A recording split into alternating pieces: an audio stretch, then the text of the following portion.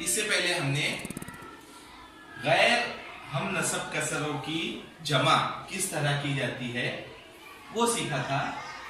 आज हम गैर हम नसब कसरों की तफरीक किस तरह करते हैं वो सीखेंगे। तो हमारे पास में यहाँ पर अगर आप देखें तो एक सिलसिलावार बॉक्स यानी डब्बे बनाए गए हैं और इस सीक्वेंस में या इस तरतीब में हमको सवाल हल करना है। इस तरह से हमको इन डब्बों की मदद से गैर हमनसब कसरों की तफरीक करनी है। तो आइए यहाँ पर हम एक सवाल हल करेंगे। तो सबसे पहले हम एक सवाल यहाँ पर लेंगे। 2/3 पहली कसर हमने ली, उसमें से हमको तफरीक करना है। दूसरी एक कसर है 1/4। 2/3 और 1/4 की हमको तफरीक करना है।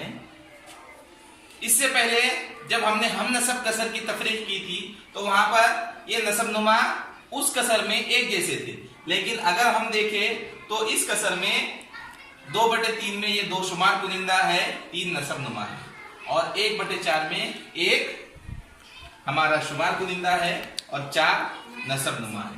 तो इन दोनों नसब नुमा को अगर देखें तो ये नसब नुमा 3 और ये नसब नुमा 4 दोनों भी अलग अलग है। अब हमें इसको तफरीक करने के लिए क्या करना होगा, आइए देखते हैं।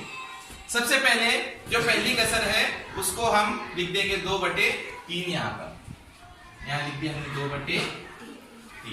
इसके बाद में जो दूसरी कसर है 1/4, उसके अंदर अगर हम देखें तो उसका जो नसब नुमा है 4, उससे हमें इस कसर को जरब करना है, शुमार कुनिंदा को भी और नसब नुमा को भी। तो दोनों को हम 4 से जरब करेंगे। इसके बाद में यहाँ तफरीक है, यहाँ पे तफरीक का निशान लगाएंगे। इसके बाद में जो अगली कसर है 1/4, यहाँ हम लिखेंगे 1/4।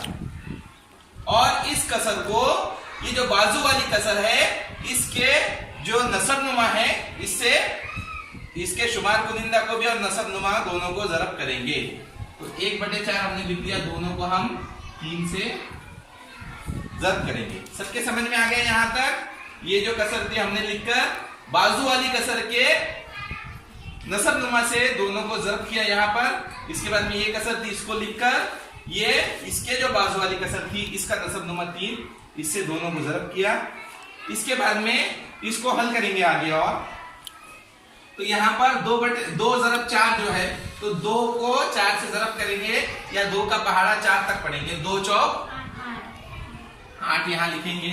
इसके बाद में 3 को 4 से जरब करेंगे, 3 का पहाड़ा 4 तक पढ़ेंगे, 3 चौक 12। अब यहाँ पर 1 को 3 से जरब करेंगे, 1 तिया 3, और यहाँ पर 4 से 3 को जरब करेंगे, 4 तिया 12। अब अगर हम यहाँ पर देखें तो ये दोनों कसरों में कौन सी चीज हमें कॉमन लग रही है, नसब नुमा, यानी कि इन दोनों कसरों का नसब नुमा एक जैसे हो चुका है। तो अब हम इसको बआसानी तफरीक कर सकते हैं। तो सबसे पहले ये दोनों कसरों का नसब नुमा एक जैसा है, इसीलिए यहाँ पर 12 को हम जैसे के वैसे ही एक ही बार लिखेंगे। इसके बाद में ये दोनों के जो शुमार कुनिंदा है इनकी तफरीक करेंगे। 8 और 3 की हम क्या कर रहे हैं, तफरीक कर रहे हैं। इसके बाद में उसको हल करने के बाद में हमें जवाब हासिल हो जाएगा। तो ये 12 हमारे जैसे के वैसे ही नसब नुमा आ गया, और 8 में से 3 तफरीक करने पर कितने बचेंगे, 5। तो हम यहाँ पर शुमार कुनिंदा में 5 लिख देंगे। इस तरह से हमारा जवाब आ गया है 5/12। इस तरीके से इस तरतीब में हमें सिलसिलावार गैर हम नसब कसर की तफरीक के लिए इस अमल को अंजाम देना है। इसके बाद में आप लोगों में से कोई भी यहाँ पर आकर मैं जो सवाल आपको दूंगा वो यहाँ पर हल करेगा। तो जैसे आप लोगों ने इस सवाल को हल करते हुए मुझे देखा, अब इसके बाद में आप एक सवाल यहाँ पर हल करेंगे। तो आप लोगों में से ही कोई बच्चा एक सवाल देगा और उसको आप हल करेंगे। हाँ बोलिए आप। 6/2। 6/2 पहली कसर ले लिए। दूसरी कसर बोलिए। 5/3। 5/3। अब इस कसर को आपको हल करना है, कीजिए।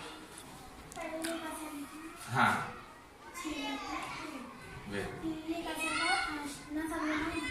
हाँ, इससे क्या कर रहे हैं हम? Very good. हाँ हाँ,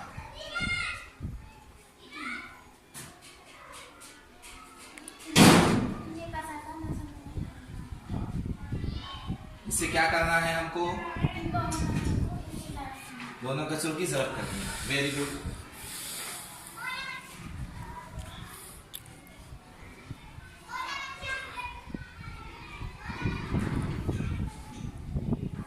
हाँ, क्या किया अभी आपने?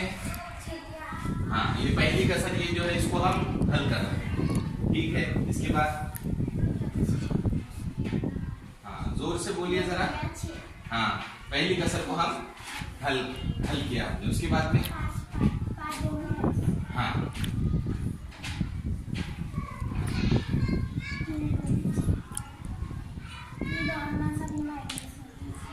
एक जैसे, इसीलिए एक ही बात लिखिए। इसके बाद में हाँ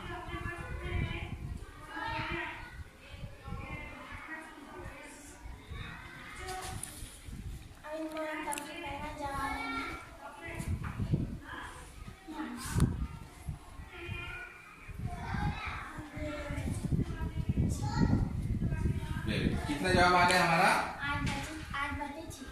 8/6 हमारा यहाँ पर जवाब आ गया है। तो इस तरह से हमें गैर हम नसब कसर की तफरीक करना है और इस अमल के जरिए हमें इस तरतीबवार तरीके से, इस सिलसिले से हमें सवालात को हल करना है।